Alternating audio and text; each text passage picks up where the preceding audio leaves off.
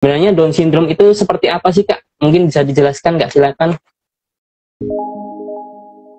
Oke, jadi definisinya dulu berarti ya, apa itu sih sebenarnya Down syndrome?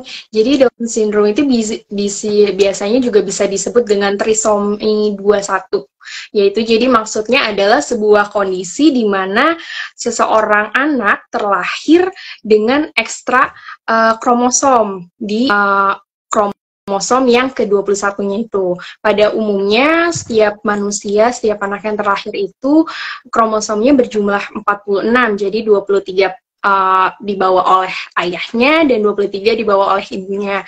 Tapi di kondisi tertentu ini ada pembelahan sel yang berlebih di kromosom ke-21 ini. Jadinya dia bukan satu pasang, jadi bukan ada 2 kromosom, tapi ada 3 gitu. Dan kromosom ini, kelebihan inilah yang menyebabkan keterlambatan pada proses perkembangan anak yang terlahir Down syndrome secara mental maupun fisiknya. Seperti itu untuk Down syndrome sendiri. Gitu Mas Diki.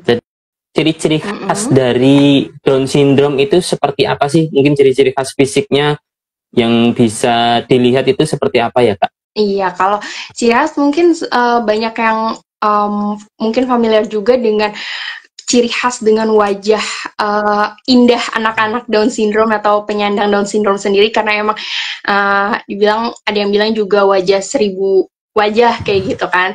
Tapi yang paling jelas itu emang ekspresi mereka, ekspresi wajahnya itu datar.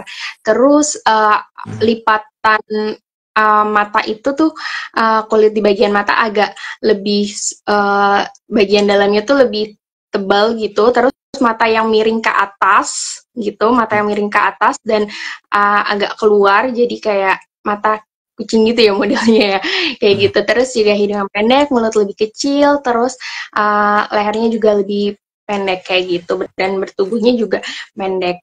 Rata-rata pada umumnya seperti itu sih, tapi yang paling jelas emang di bagian wajah sendiri seperti itu.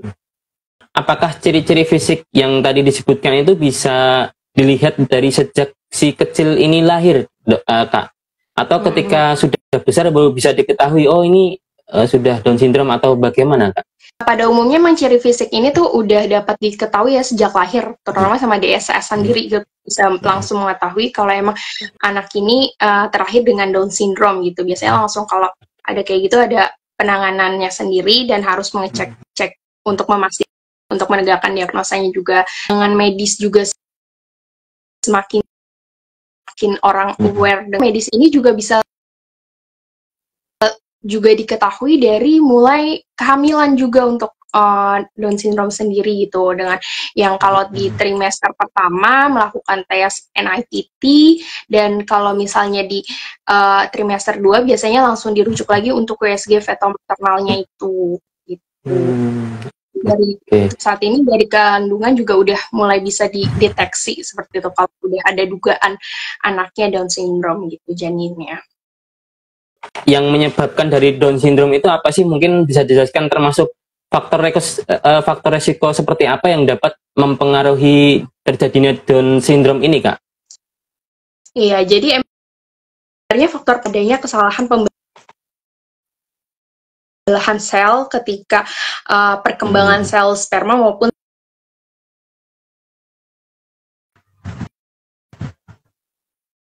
dulunya seperti itu ya, di kromosom ke-21-nya terjadi pembelahannya yang berlebih untuk kromosomnya. Tapi para ahli juga mempercayai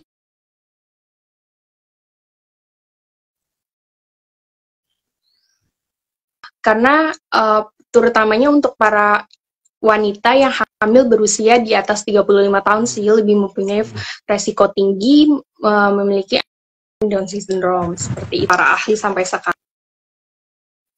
Tapi kalau penyebab aslinya ya murni karena pembelahan sel itu sendiri yang berlebih seperti itu.